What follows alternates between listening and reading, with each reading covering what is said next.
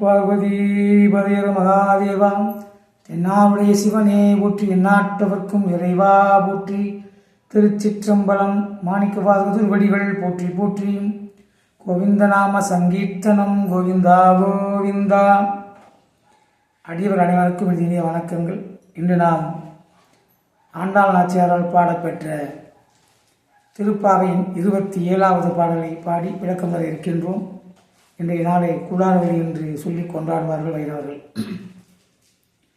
கூடாரை வெல்லும் கோவிந்தா, கூடாரை வெல்லும் கோவிந்தா, உந்தன்னை பாடிப்பறை கொன்று யாம் பெரும் சம்மானம்.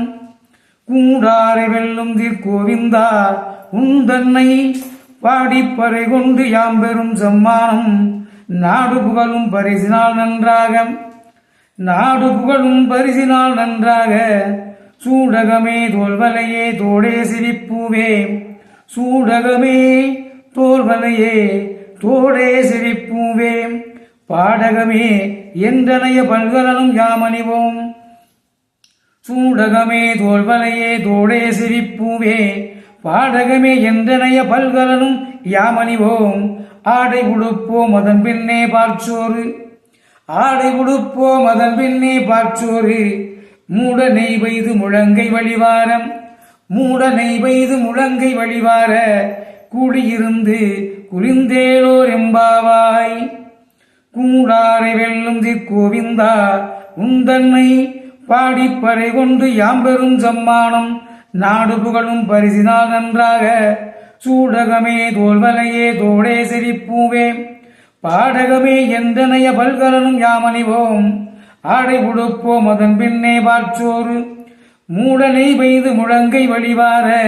கூடியிருந்து குளிர்ந்தேலோர் எம்பாவாய். இதனுடைய பொருள் விளக்கம். எதிரிகளை வெற்றி கொள்ளும் சிறப்புமிக்க கோவிந்தனை உன்னை நாங்கள் பாடி அருள் பெற வந்தோம். அருட்செல்வத்துடன் இவ்வுலக வாழ்விற்கான பொருட்செல்வமும் தருவாயாக. அது இருந்தால்தானே நாடு புகழ்கின்றது. கையில் அணியும் சூலகம், தோளில் அணியும் பாகுகளையும், காதில் அணியும் தோடு கர்ணப்பூ, காலில் அணியும் பாடகம் ஆகிய அணிகலன்களை எங்களுக்கு கொடு. புத்தாடைகளை வழங்கு. பின்னர் விரதத்தை நிறைவு செய்யும் வகையில் கூட்டமாக உடன் அமர்ந்து கையில் நெய்வழிய பார்ச்சோறு உண்போம். கூடாரை வெல்லும் என்ற சொற்றொடரில் இருந்து கூடாரவெள்ளி என்ற வார்த்தை பிறந்தது. இப்போது பெருமாள் கோயில்களிலும் வைணவரின் வீடுகளிலும் கூடாரவெள்ளி விழா கொண்டாடப்படும். என்ற அக்கார அடிசலினாப்படும் உணவு பிரசித்தம். சாப்பாட்டின் மீது நெய் மிதக்கும் சர்க்கரை பொங்கல் போன்ற இந்த உணவின் சுவை அலாதியானது.